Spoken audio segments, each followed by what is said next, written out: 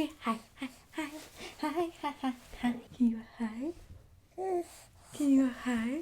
Hello, all you beautiful people. Welcome to True Crime and Wine, also known as True Crime Wine Wednesday until we get back on schedule. It's just True Crime and Wine. If you're new here, hi, hello, welcome. I am Sherilyn and I am so glad you found me. If you're not new here, welcome back. Thank you for joining me every time I upload, whenever that is. I love and I appreciate you so much. I always forget how much I miss my long hair when I try to put it up in a bun, like a top knot, and then I'm like, oh, I look like a sumo wrestler still. That's great. All right, we have a lot to go through today, so we are going to get right into it. Before we do, though, I would like to give a huge thank you to our sponsor today. Let me tell you a little bit about him.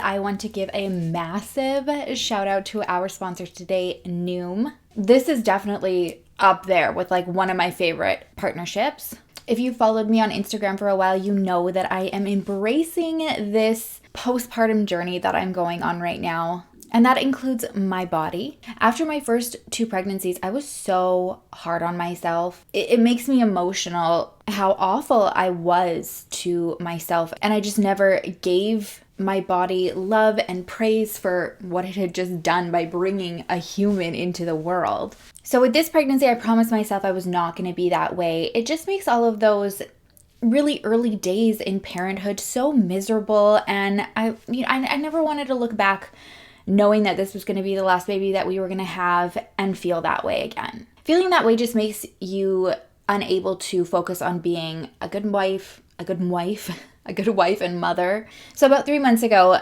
Noom reached out to me and asked if I would be interested in partnering with them. And at first I was like, ooh, I don't really know because I am not on like the hunt for a diet or something like that. I'm not looking to be the smallest number on the scale that I can be. I'm really loving myself. I'm loving this journey. But I checked them out and then right away realized that it's not a diet. Their focus is really on the psychology of how you think about foods, makes you think about what kind of eater you are or snacker, and helps you make a mental connection to maybe why you gravitate to certain foods, or if you're a grazer, like why there could be an emotional attachment to that. And that is what I really like because I mentally want to make healthier decisions, but I don't want to be on a diet, if that makes sense. Like I still need to have my wine, snack on some chips while I watch some TV in the evening. I've been really loving the daily lesson plans that you do with Noom. Not only because it's really helped me change the way that I think about eating and food,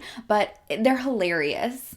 It's not a stuffy, boring lesson plan. It's very relatable. And it just has the perfect mix of education and humor, which I love. I think one of the most helpful things that I've learned in a lesson that I've really adapted to my everyday eating is how to still enjoy food, but be mindful of what categories the food I'm eating is falling into.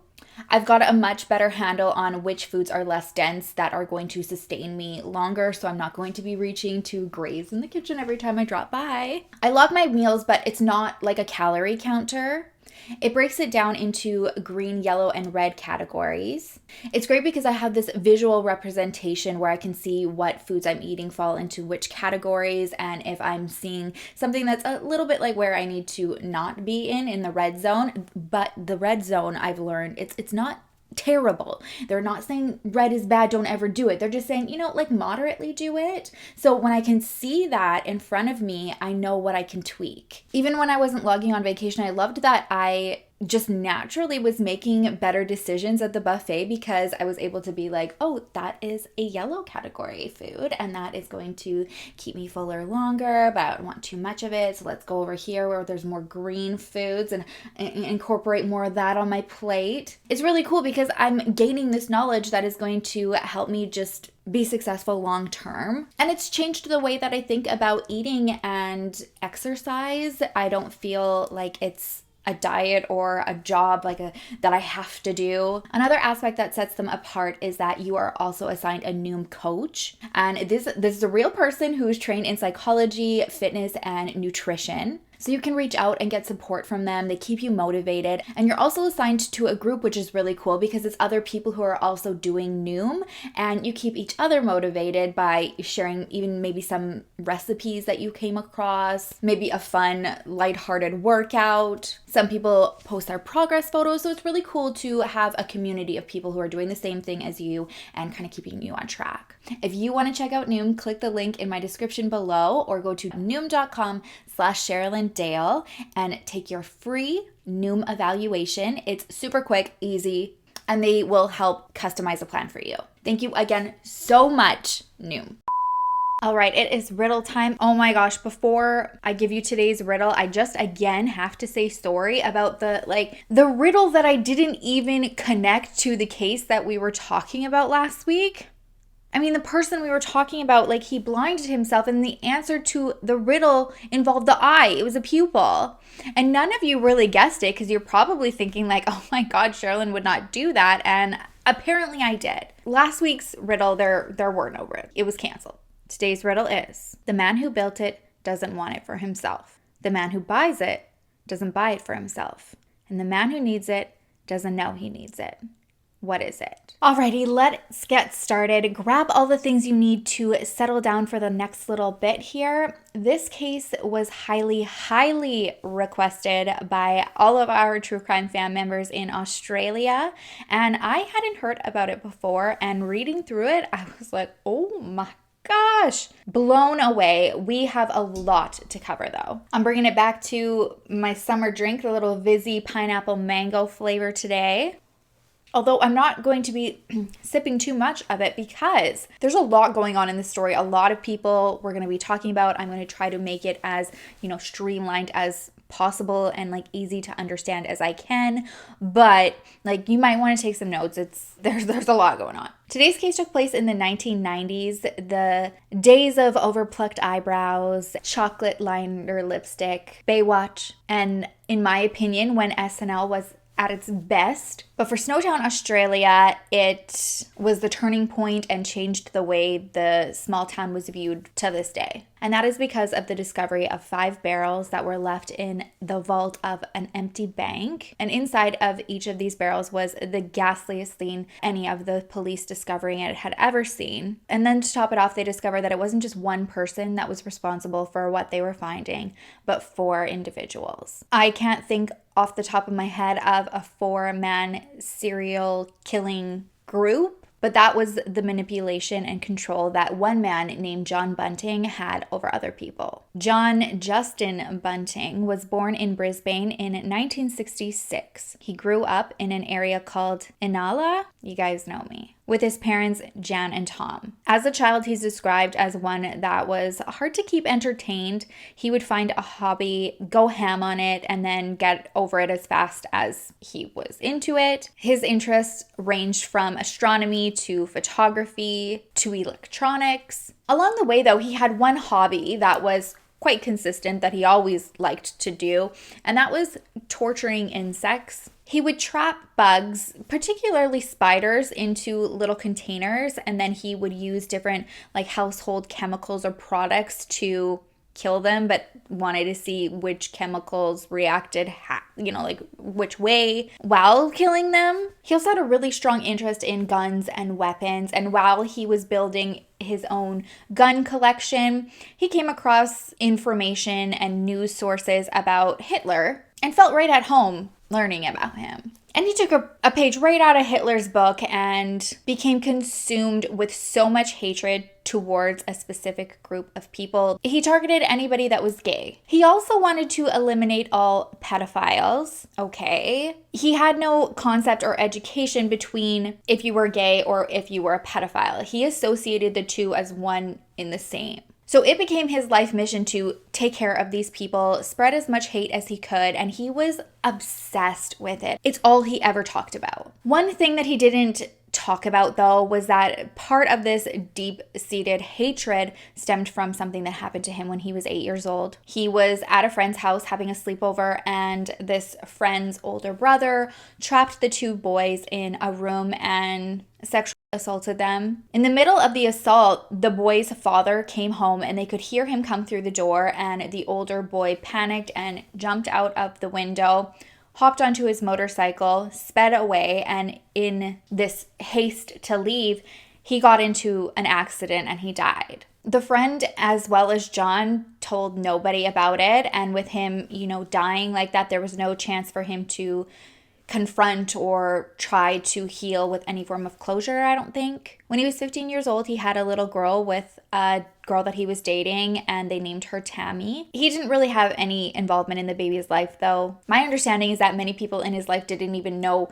he had a child. After graduation, he did odd jobs like working at a sports repair center. He also worked at a crematorium. And those who knew John or worked with him, they said that he was actually an easygoing guy. They didn't deny that he was very vocal with his stance on how he felt with pedophiles and gay people. And although they didn't share the same belief as him, as them being connected into like the same community, they said for the most part he was an easygoing guy and someone you naturally became friends with. After graduation, when he moved out of his parents' house, he moved in with a couple friends, and I guess jobs were really scarce in the area, so he, his roommates, a couple other friends, and their girlfriends decided to pack up a van and just like head out on the road, see where it took them, and see if they could find somewhere else to, plant their feet and find better jobs. I guess they all piled into the van, they head on the road, they got all the way to Adelaide, and then the van broke down. So they just settled down there. John landed a job at a car museum in 1988, and like his coworkers back home, everybody that he worked with there said the same thing. He was easy to get along with, good worker. They said one thing they remembered most about him is that he was really friendly and not intimidating, and specifically he wasn't really intimidating because he had quite a squeaky voice. It wasn't this like deep voice that commanded respect. It was actually quite high pitched. He didn't stay at the museum too long. He gets hooked up with a job at a slaughterhouse. I'm sure it would be fair to say that this was the favorite job that he had ever had. He spoke to everybody about what he did, what the process of cutting animals for the meat was. Even if they didn't really want to know the nitty-gritty details, he shared them. Once he had a job he was really into, he just kind of did what most people do. He wanted to build, his future, so he meets a woman. She is 18 years old and her name is Veronica Tripp. I guess she was quite vulnerable. She was somebody who didn't have the highest IQ. She also relied on other people to, help her get around because she couldn't see well, couldn't hear well. She was also illiterate, so John was almost like a protector for her. She was the first of many people that would see John as a protector and someone that they could look up to. The next was a man named Robert Wagner. Robert was born in 1971 in New South Wales. He was born alongside his sister by his single mother. His father had left when he was only 6 months old, and after he left, his mother moved them to Adelaide. His early years seemed to be like a typical upbringing, but like John, when he was only 7 years old, he was also sexually assaulted, and this event was so traumatic for him that at 7, he tried to end his life. From that moment forward, his life changed course. In school, he struggled. He struggled so much in school, actually, that he had to repeat grades. And by the time high school rolled around, he was just completely over school in general. He dropped out of school and he fled his family home with an older man that had been grooming him for several years named Barry Lane. While Robert is in high school and a teen, I think he was only 15 years old, Barry was 31 years old, and he had set his eyes on Robert when Robert was just an early teen. He started by buying him gifts, gaining his trust. It sounds like his mom knew what was going on and what Barry's intentions were and tried her best to keep them apart, but Robert refused to stop seeing Barry and ultimately ran off with him. Barry was born in 1955, and I read that he was only 8 months old when he was taken from his parents and placed in foster care temporarily because he was continually getting sick and becoming severely malnourished. Ultimately, his grandparents ended up adopting him so that he could get out of foster care. Growing up, his grandparents tried their best to allow his mom in his life so that they could still have some form of relationship, but it seems like she wasn't interested at all. She said many times to Barry and other family members that she was convinced he was switched at the hospital and that he belonged to somebody else and that another family had her baby. I read his grandparents were strict Christians and definitely wanted Barry to follow that lifestyle, but at a very young age, he showed interest in more feminine things. He enjoyed dressing up like a girl, but that wasn't something that his grandparents allowed or encouraged. He knew quite young that he was interested in boys, but around 16 years old, he tried to appease his grandparents and dated a girl. The relationship, obviously, it didn't last. And so Barry moved out of his grandparents' house and just started to pursue his own path. On his own, he was able to explore that connection that he felt to being a girl. He liked to be addressed as Vanessa or as Kim sometimes. He even tried to take hormones to encourage more female characteristics, which is absolutely fine, but his attractions to other people were to young boys, which isn't fine. He was once arrested for assaulting 2 young boys who were under the age of 12 and went to jail for 4 months. Again, as per our last wine night, like, what is with these jail sentences for these people? I want to mention that there are people from all walks of life who prey on young kids and are predators. It's not because they're gay. It's not because they're transgendered. This individual particularly just happened to be. When Robert and Barry fled, they went into hiding for 4 years until Robert turned 18, and that's when they came back so that he conveniently couldn't get charged. And when they came back to town, they moved into the same neighborhood as John Bunting and his wife Veronica. Quite honestly, they were not welcome into the neighborhood with open arms. They often woke up and there would be graffiti on the side of their house, or if they were going for a walk around the neighborhood, people would call out homophobic things to them. Surprisingly, it wasn't coming from John, which you feel like it would just based on how open he was about how he felt about the gay community. He hadn't changed his opinion, but when he met the 2 men while him and Veronica were on a walk one evening, they struck up a conversation and he saw a vulnerability in Robert, I think, that he knew he could build on. They became quick friends, and through their friendship, they opened up about both of their experiences when they were younger, and then this only strengthened that connection. It sounds like John could see himself in Robert, and he would try to tell himself, oh, he's just only in this situation because Barry's taking advantage of him. He doesn't actually feel this way. He's probably straight, but just because of the circumstances and what happened to him in life, he's just like living this lifestyle that he doesn't want. So he decides he wants to, maintain a friendship with Robert, and he wants to keep Barry close to him because he thinks in having some form of relationship with Barry, he can find other pedophiles that way. Around this time that John met Barry and Robert, he also meets another guy while he was taking a welding course named Mark Hayden. Fun fact, my dad is a welder, and he is the most precious, cranky little Frenchman you'll ever meet. I have to give a shout out to all of the welders out there because it is tough to be a good welder. One time he asked me to help him with a project that he was working on in the garage, and I think I only lasted out there for about 45 seconds before he told me to go back in the house. Anyways, Mark and John meet at this course. Mark also had a really tough upbringing. His older brother died when they were quite young in a car crash, and from that point, his mom spent a lot of time in mental hospitals because she just couldn't cope, and she was also diagnosed at one point having schizophrenia as well. Like Robert, he and John also formed a really tight bond pretty quick, and he becomes one of John's most trusted friends. A couple years into his relationship with Veronica, he also meets another lady in the neighborhood. He's just meeting a lot of people. Real friendly guy. Her name is Elizabeth Harvey. She was actually born in 1953, and not as Elizabeth, but as Christine Yude. She was one of 3 kids in her family. She also didn't have an idyllic upbringing. Her parents divorced quite young, and her mother took the 3 girls and moved away, remarried another man, but he was an abusive alcoholic. That kind of set the tone for the men that she found in her life from that point on. She was trying to seek male companionship. And in this quest for finding, Mr. Right, she had 7 children with 5 different men. And it sounds like a big part of that search was just, each one was like worse than the last. The father of her second oldest son, whose name was Jamie, he said sexually assaulted her oldest son, whose name was Troy,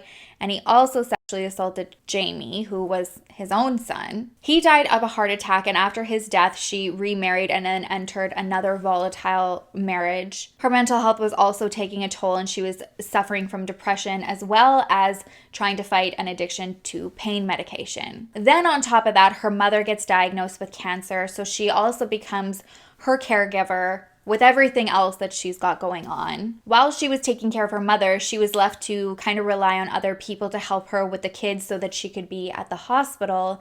And I guess one of these individuals was a man that she initially trusted to watch the boys, and he also sexually assaulted them. He actually primarily preyed on Jamie, and he would tell him that if he told anybody, then he was going to abuse his siblings, so Jamie kept his mouth shut. Jamie understandably was affected by this for his entire life. He suffered from depression as well as OCD. He would shower all the time, and he would scrub so hard that oftentimes like his skin would bleed. I guess Elizabeth did find out what happened to Jamie, and she did charge this man, but the police didn't have enough evidence to convict him. Whew, can we see the steam? So nothing happened. And then Elizabeth just goes, further on this decline of depression also, because she feels like she's responsible, because if it wasn't for her, needing somebody to help her with the kids, this never would have happened. Word around the neighborhood did start to spread about what happened to Jamie, and John, wanting to carry out this vigilante justice. He often would come over to Elizabeth's house, check in, make sure everybody was okay, and let her know, what his stance was on, and that he had his eyes everywhere on the neighborhood.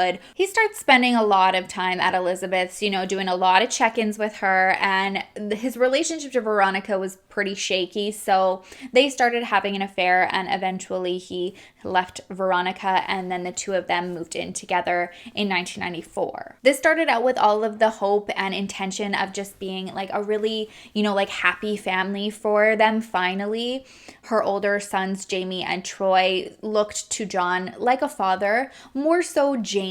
John was also open about things that happened to him in his childhood, and this opened up the door for Jamie to be honest with John. And not only did he share with John that he had been abused by this neighbor that was babysitting him and by his stepfather, but he also admitted to John that his brother Troy had also abused him, and he didn't know how to feel about it because Troy also being a victim of abuse, he thought, maybe did he do this because of what happened to him?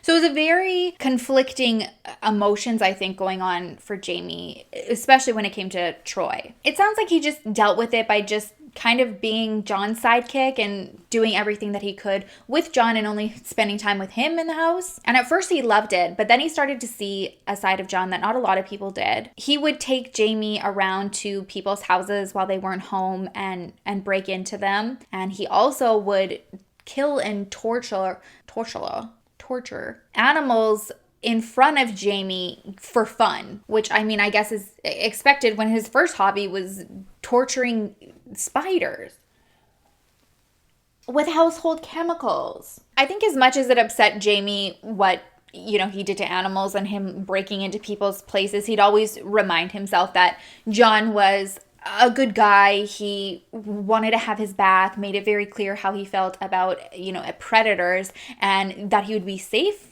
when he was around him, so he kind of, tried to turn a blind eye. When I say John was obsessed, this was an obsession. It wasn't just something he talked about. He actually had a wall in his room, and he called it the wall of spiders. And it looked like one of those evidence walls with the strings going from photo to photo. And this was in his room, and it was all pictures of people in the neighborhood that he believed were pedophiles. Which again, if you're wanting to keep tabs, and that is all it is specifically geared to, and you're, trying to help provide information for the police, maybe who are only jailing these people for 4 months, that would be fine. But that wasn't what John was doing. He had no proof that anybody, was a predator. He would just, it seems, pick somebody at random and accuse them of being one. And whoever he'd pick, he'd do things like go and vandalize their house. He'd call their employer and just go off about who they were hiring and just outright accuse these people of being abusers to young children. It's not too long until he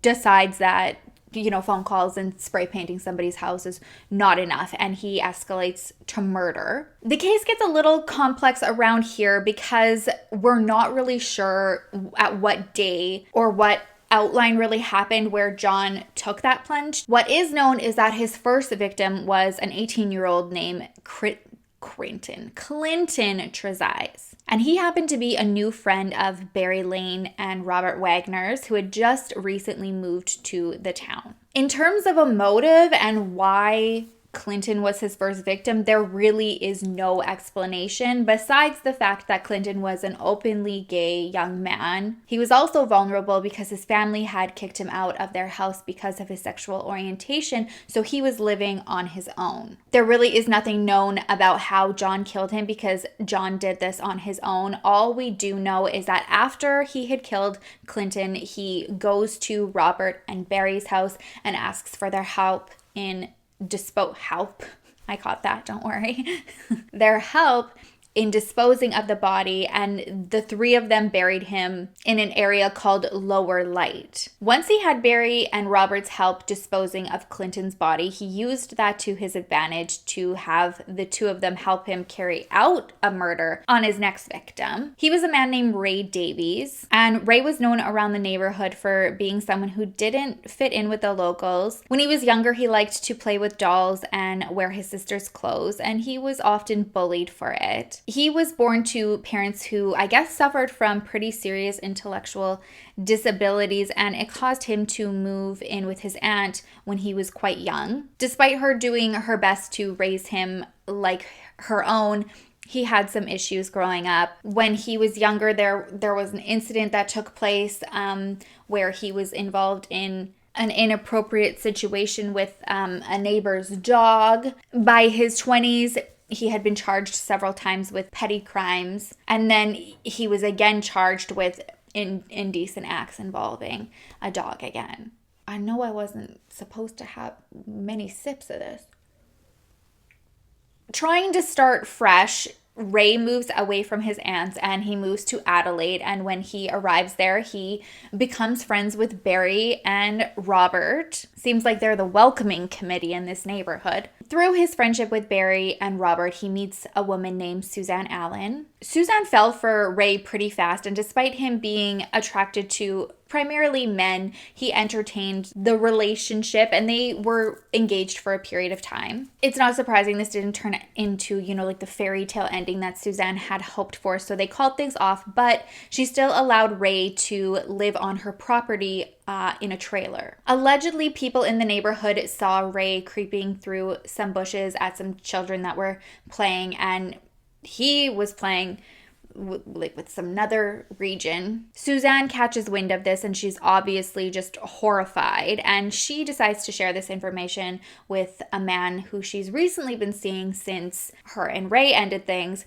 And this new guy is none other than John Bunting. When John finds this out, he enlists Robert's help and they go pay Ray a visit. They kidnap Ray, they put him in the trunk of Robert's car, and they drive him several hours away in an area that's called Baccara? He knows this place is vacant because he's also still renting his home in Adelaide, and that's where Elizabeth and the kids are. They take Ray there, they put him in a bathtub, and they attack and torture him for hours. When they were done out there, they packed him up back in the car and drove back to Adelaide to John's house and brought him in and told Elizabeth that they had a present for her, which is very still confusing to me. Like, I don't know why they took the road trip in the first place if they were just going to bring him back to Elizabeth anyways. But he liked to involve people in his life, I think, like to keep them closer. So he even had Elizabeth partake in, torturing him. I think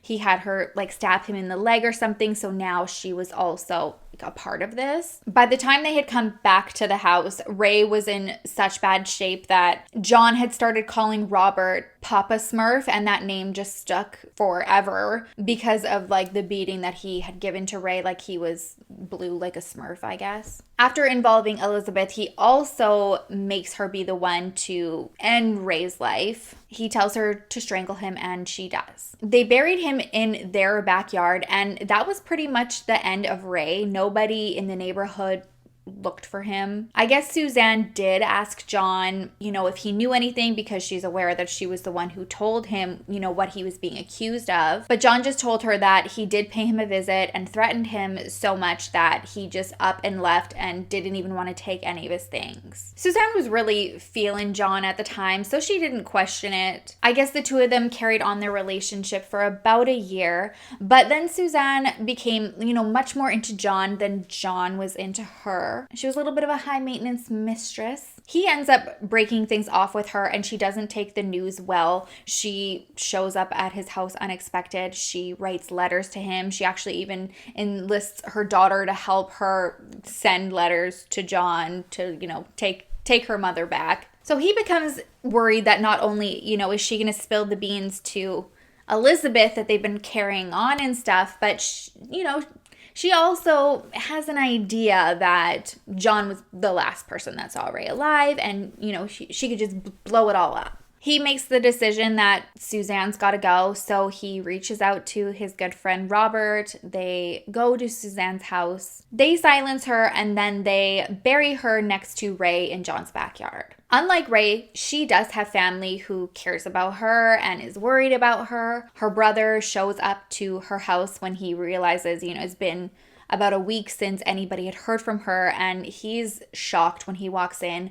I guess Suzanne was very clean, very organized, and inside it was just a shit show. And she had puppies who she would never just up and abandon, and he could tell that they hadn't been fed for quite a few days. So he goes and files a missing persons report, and John catches wind that this report has been filed. So he starts going to plant, seeds around the neighborhood. He says that he just realized that he might have been the last person to talk to Suzanne, and that she had planned on going into hiding. His story was that she showed up at his house about a week ago. She was in a big panic and said that she had to get out of the area because she owed some people money that she borrowed to fix her car, but then she didn't have the money to pay it back, and they were after her. When police take a peek into her accounts, they see that there's still some activity going on in there, and that social security checks that get deposited every month are being withdrawn.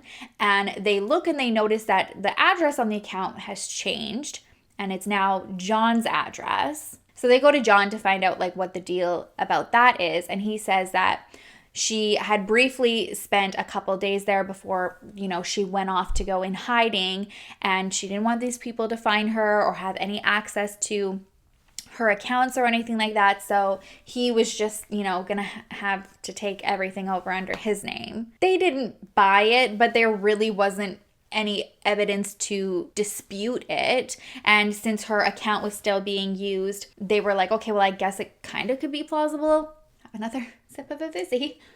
Are we following? There's a lot of people, a lot of stuff going on, I know. So the police they've got John's name, but his good friend Robert, he's still flying under the radar. They don't know anything about Robert. By this point in Robert's life, he had left Barry because he came to the realization that what Barry did was very predatory and that he had been groomed and it wasn't okay. He did his best to appear like he was living, the suburban life. He got a wife, moved in with her and her 3 kids, helped out at the kids' schools, and he also became a volunteer firefighter. Since living this new life and, realizing what had happened with him with Barry, he started seeing the gay community the same way that John had been seeing it and associating it with predators. I hate even saying that because it's so wrong, speaking it even though I don't believe it. It's just, ugh. This is how he feels though. So when his fiance's cousin introduced them to her new tenant and somebody that she's taking under her wing, who is an openly gay young man named Michael Gardner, Robert's not impressed. Michael, I feel like with everybody pretty much in this story, also had a lot of hardships in life. He was also sexually abused as a child. His stepfather was a very cruel, abusive man. His primary reason for lashing out at Michael was that he was just a really sensitive and flamboyant young boy. The abuse was so bad at home that he was placed into foster care. By 19, he got out of foster care. He was embarking on this new life to experience, his own independence finally. And that's when he meets Robert's fiance's cousin. She kind of took Michael under her wing, let him express himself how he wanted. Some days he liked to, dress up and experiment with girls' clothes. She helped him paint his nails. Other days he just wanted to be Michael, and she fully supported it. She thought he was a really lovely kid, and that's why she brought him to meet her cousin and Robert. It sounds like they were all acquainted quite well, got along. There weren't any issues, but one day, Robert and his fiance are watching Michael playing with her kids, and I think they were just kind of like chasing each other around the living room or something like that. And I think he went to go and grab them, make them laugh, shake them around. And one of the times he grabbed them, he had covered one of their mouths. They saw this and they see this as a disgusting act. Robert flies off the handle. He kicks Michael out of his house and makes a phone call to John. And several days later,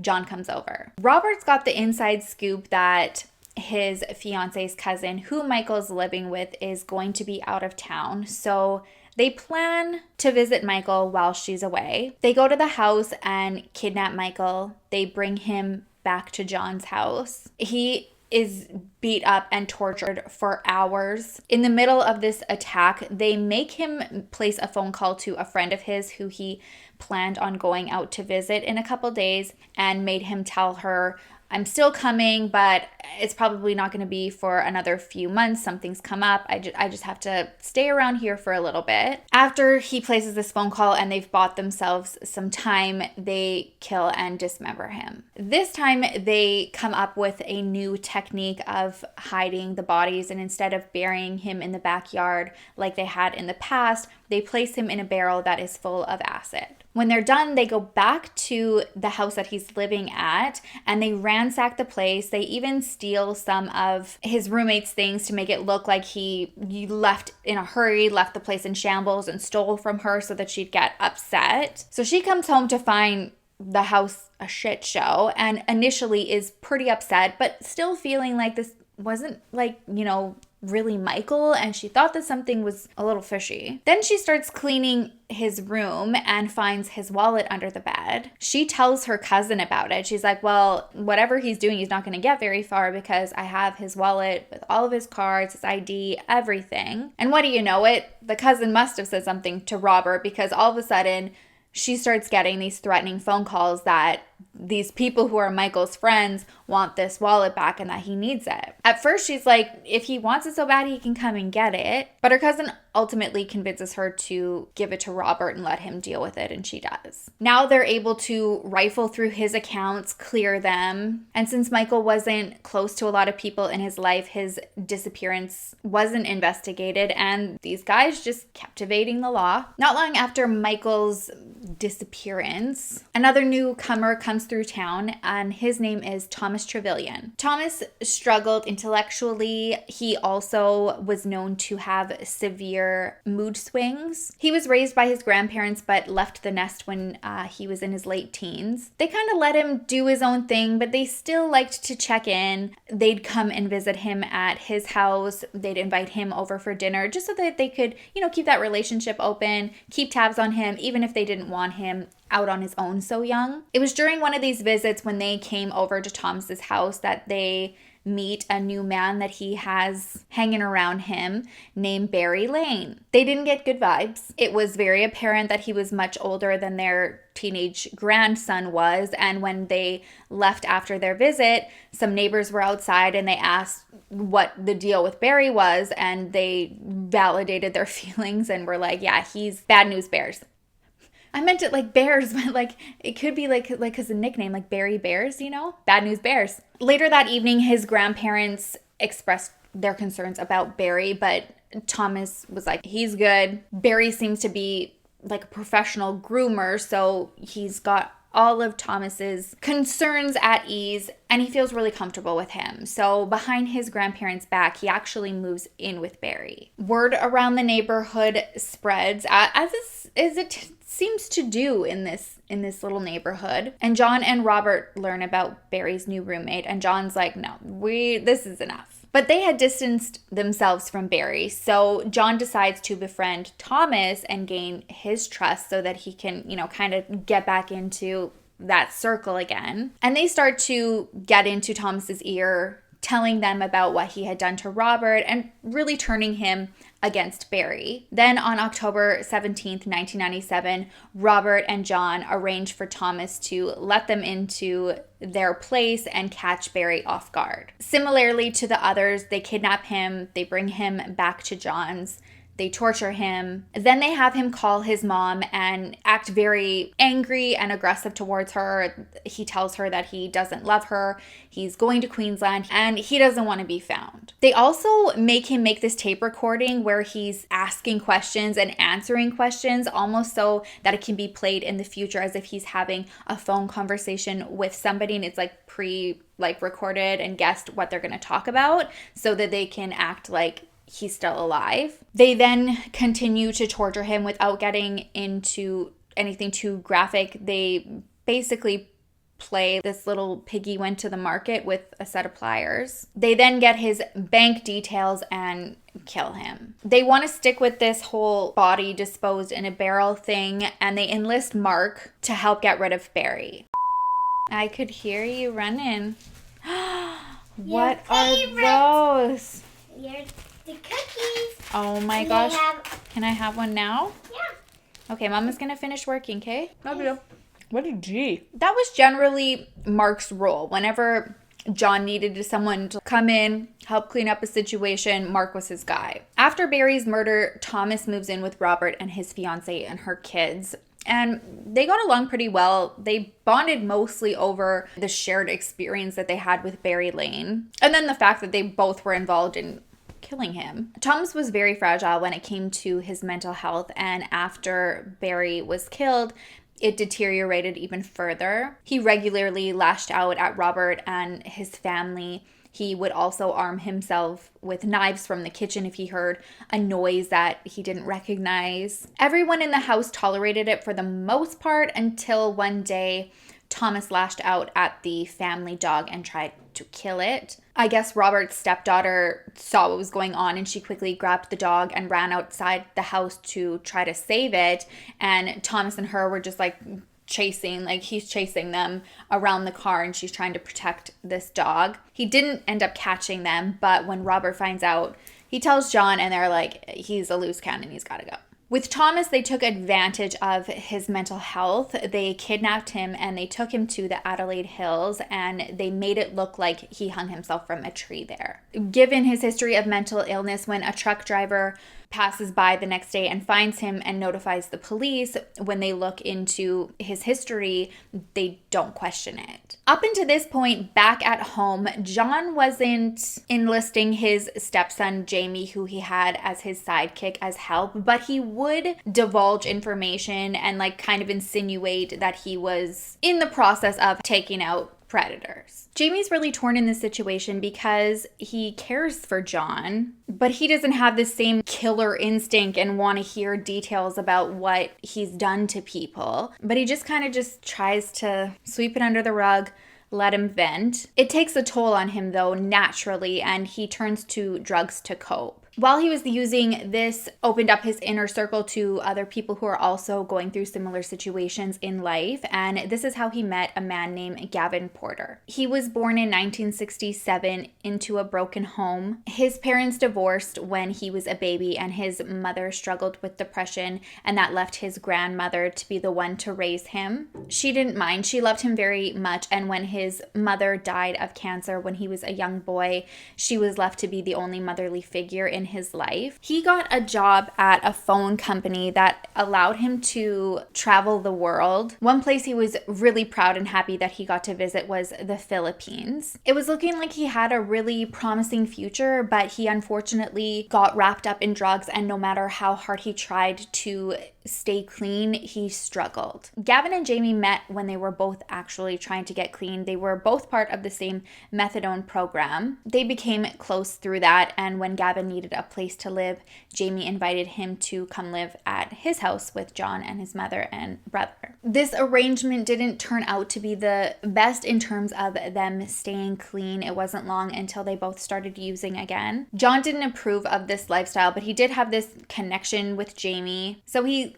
let it slide kind of, but he still made it known, by like inserting his opinions and letting them know he didn't agree with it. Then one day John just couldn't turn a blind eye to it anymore when he went to go and sit on his couch, and Gavin had left a needle behind on one of the cushions and it poked John. Jamie happened to be out of the house with his younger brother at a drive-in movie, so John immediately calls Robert to come over. When Robert got there, Gavin was doing some work on his car outside, so they just kind of lurked and waited for an opportunity to catch him off guard, which came when he popped into the back seat of the car for a little nap. With Gavin, they were working on very limited time, I guess, so they just caught him off guard while he was in the back of the car, strangled him right there, and then just brought him into the garage, covered him with a sheet, and then ordered Chinese food. When Jamie came back from the movie, John told him he had something to show him in the garage. They go in, he sees the sheet in the middle of the garage. John lifts it up and he sees his friend. Jamie's horrified, not only because he's seeing his friend laying there, but he's also like, why are they showing me this? Like, am I next? But it turns out that was really all he wanted to do. I guess John just kind of chuckled as they looked at Gavin and then just ushered everybody out of the garage to carry on with their evening. A couple days later, he calls Jamie back into the garage, and this time he's got this 44-gallon barrel, and he says that he needs his help to put Gavin in it.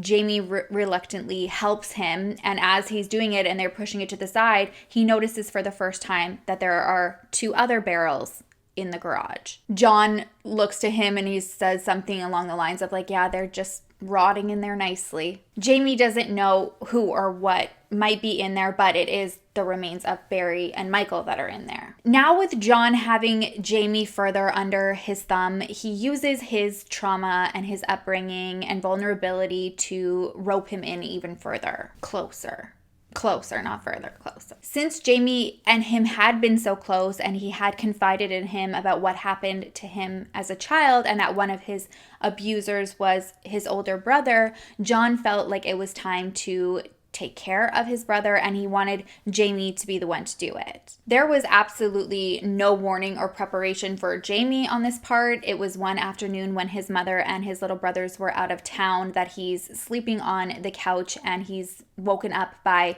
Robert, who is standing over him holding a club and an extra one for him, and he's like signals him to follow him. They go down the hallway. He sees John at Troy's bedroom, and he knows what he's gonna do. Inside the bedroom, Troy's also sleeping, so they sneak in, and then John signals for Jamie to attack. Troy wakes up and he runs into the corner of his room and he's asking Jamie, what's going on? What are you doing? Jamie couldn't handle it. He left the room and was pacing the hallway. Several minutes later, he sees Robert and John dragging Troy out of his room, handcuffed to the bathroom. Jamie follows behind and he hears John saying, we have to have a talk. And so he figures, okay, he's gonna make him apologize to me. He's going to rough him up some more, but that's the extent of what's going to happen. He quickly realizes he was wrong, though, when Troy is tortured like the others. They had their pliers with them, as well as a tape recorder, and they made him record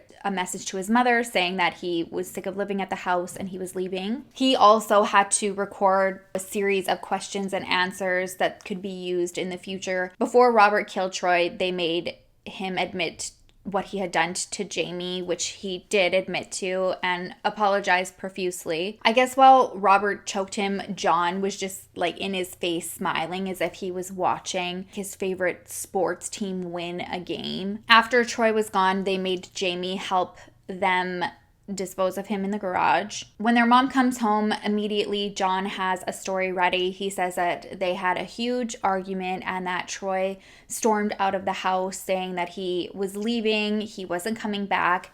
I guess she was so upset but hopeful that with him leaving, having time to cool down, he'll change his mind and come back. The next day, John and Jamie went out to get another barrel for the garage for Troy, but the only one that was left was shorter than the other ones and wasn't going to fit Troy's dimensions. But John tells Jamie it's all good. They buy the barrel, bring it back to the garage, and then John begins to shorten the body so that it will fit. And while he's doing that, he's just like casually talking to Jamie, walking him through each step as if he's like teaching him how to cook a steak. Among all of this carnage, John still manages to find time to have another affair. It's his friend Mark, down to help him clean up any messy situation. That Mark, his wife's sister.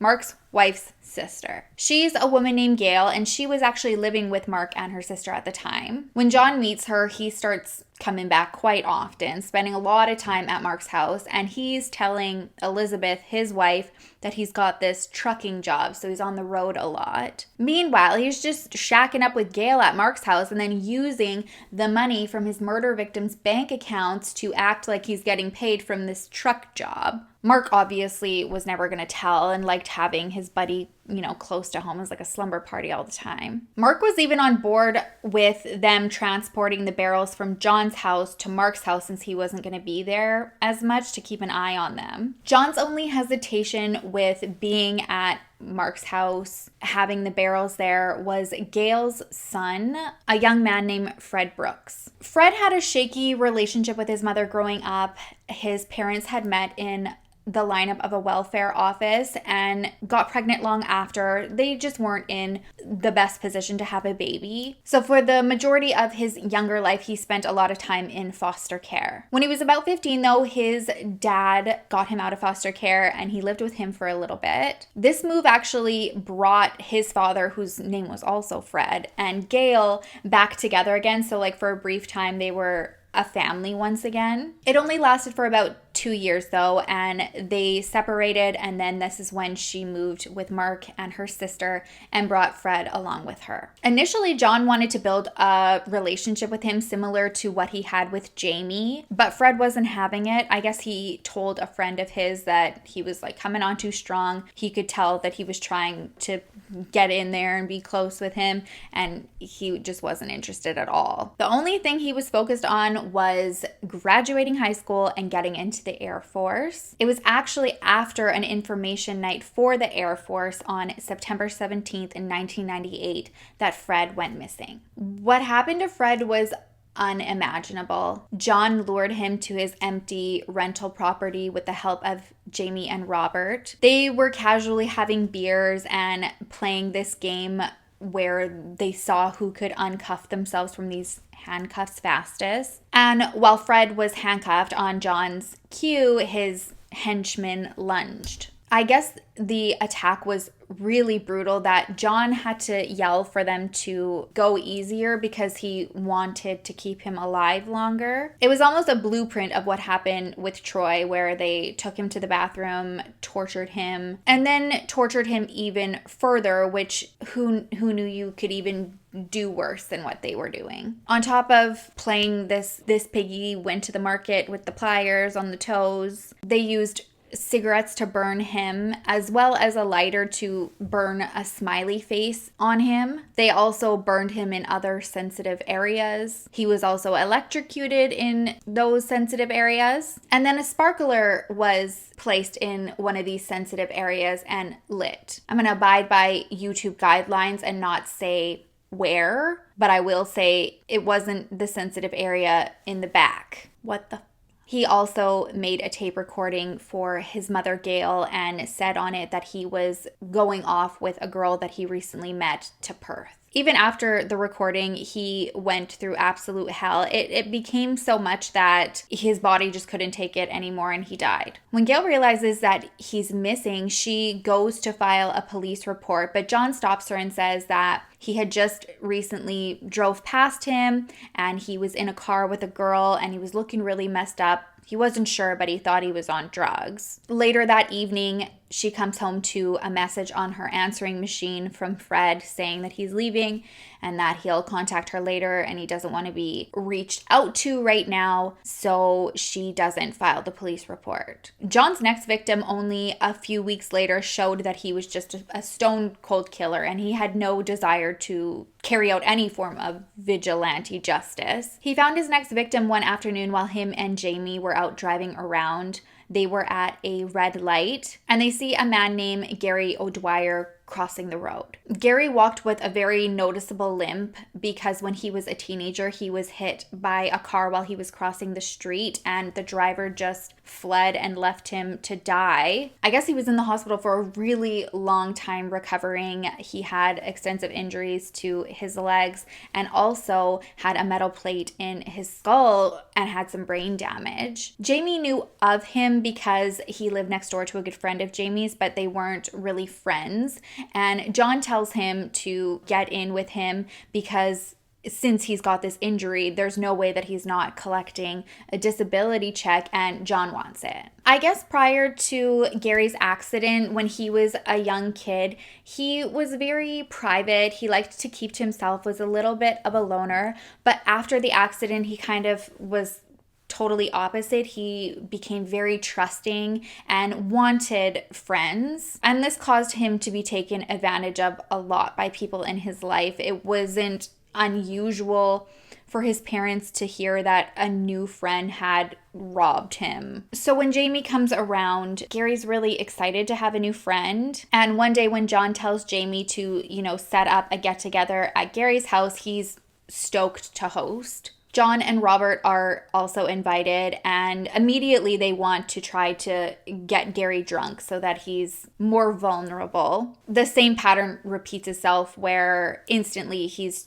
overpowered and taken by surprise. While the men were attacking him, they repeatedly asked him if he was a pedophile or if he was gay, and Gary's just shaking, terrified, not knowing what's going on, and he keeps saying no, and every time he says no, he's hit harder. They tortured him as cruelly as they did Fred. They also made him give them his bank information, made a tape recording, and then killed him as well. His remains were also brought to Mark's garage where all the barrels still were. Even though John loved Mark wholeheartedly and trusted him, he didn't feel the same about Mark's wife, Elizabeth. So John sets his sights on her next. Mark wasn't home at the time that John decided it was time for Elizabeth to go, but it's believed that he was aware of what was happening because he had gone out and taken Gail with him so that neither of them were in the house. When Gail and Mark come home, John says that him and Elizabeth had this huge fight and she had tried to put the moves on him and he rejected her and it caused her to just fly off the handle. She locked herself in the bedroom and he hadn't seen her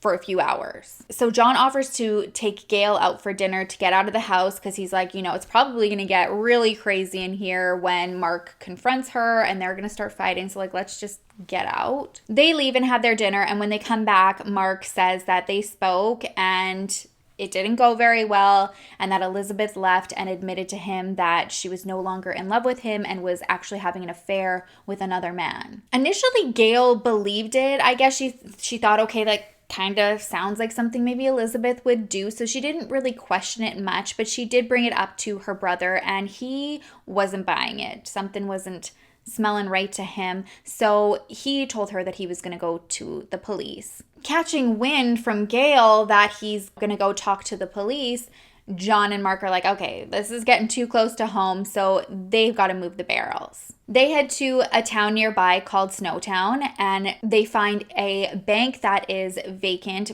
but available for rent. So they contact the owners of it and they rent it out. Can you imagine just like, I would like to rent out your bank? This is where they transported all the barrels and they stored them in the vault in the bank. It took a couple months, but the police finally did make it to Mark and Elizabeth's house. They questioned Mark about where Elizabeth is and his story. They take some samples of things around the house and they even go into the garage. And even though the bodies had been moved for quite some time, they noticed this smell lingering in there, but with nothing there. There was no evidence, but they made note of it. It was Elizabeth's disappearance that kicked things into high gear for the investigators. But what the men didn't know is they weren't suspicious about anything in terms of murders. They were trying to link them to bank fraud 2 years prior when they suspected Robert of withdrawing money from Barry Lane's account. Unfortunately, even though they were getting momentum, it wasn't enough for them to pounce and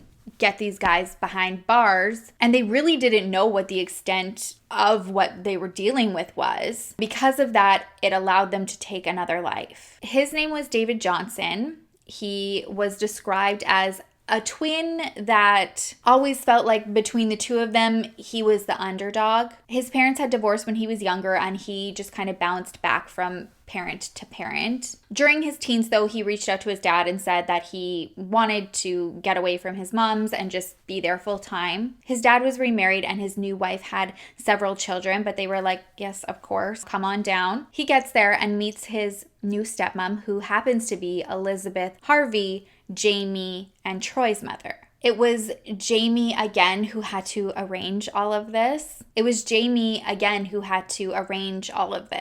was no reason that John gave him. He just pretty much wanted to kill again. Jamie told David that he wanted to go into Snowtown and look at a computer, so he tagged along. They pulled up to the bank that John was renting, and inside, John and Robert were waiting. Textbook, they carry out the same attack. Torture, get the bank information, make a recording. Before they're finished their routine, though, John decides that he wants Jamie to go and make sure that the banking information he gave was correct. Robert and Jamie go to check this bank information, and David, being alone with John, thinks that he can take him. He put up a good fight. He even managed to get his hands on a knife, but John overpowered him. But in the end, he managed to break like 3 of John's ribs. Sadly, John still was able to overpower him because he had already had so much of his energy drained from being,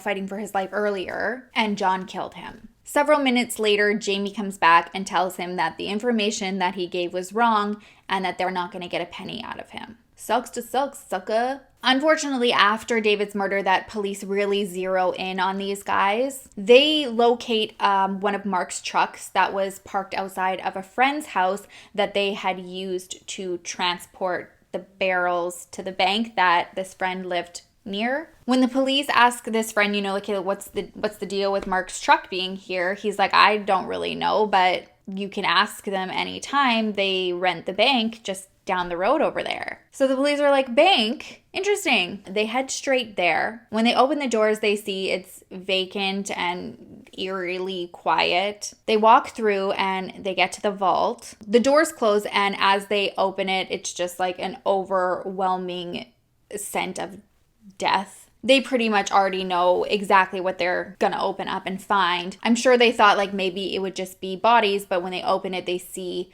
these barrels in there. Inside, they find the 5 bodies that were put in there. I guess there was more remains than maybe John and Robert would have wanted, but they used the wrong kind of acid or something like that. Again, I'm not very, science-y. They should have used sulfuric acid, and they used hydrochloric acid. So they dispatch several teams. They're like, go to John's house, go to Robert's house, go to Mark's house. They arrest those 3 and charge them with murder. And it's a couple days later, they're questioning Jamie, about what he knows that could help the case. And he just breaks down and confesses that he actually was involved. He fully cooperated with the police, hoping to most likely, get some form of leniency. And he also brought them to the bodies of Ray Davies and Suzanne Allen. They were still buried on John's property and not in any of those barrels. Jamie didn't even know about Clayton Trezise and Thomas Trevillian. Those were connected later on.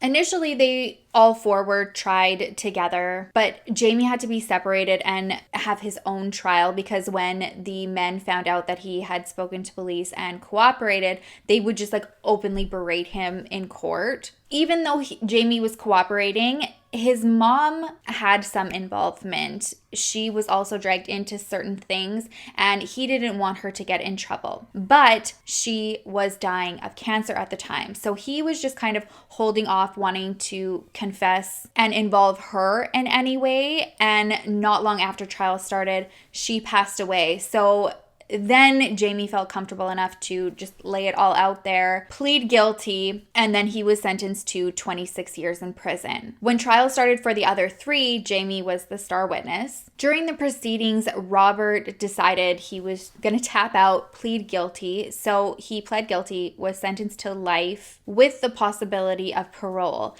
But John and Mark, they weren't budging. Ultimately, they were found guilty and both sentenced to life without the possibility of parole. So yeah, that's where everyone's at. I told you, this was something else. There were so many times I went through this, I was just like, is this a movie? It seems impossible that this happened in real life. Ugh.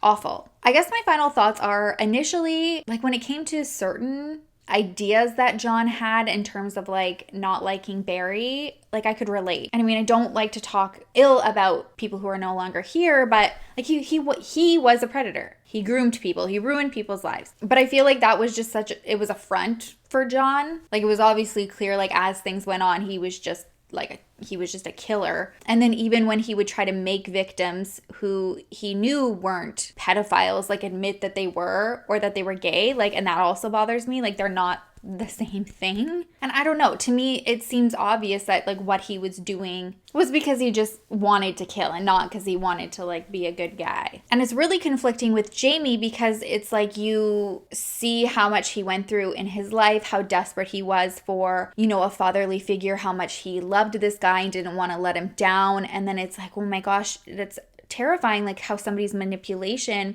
can make you do something that you know never in your life would think that you could or would. I mean, I don't agree with what he did at all. I dislike him a lot less than I do John.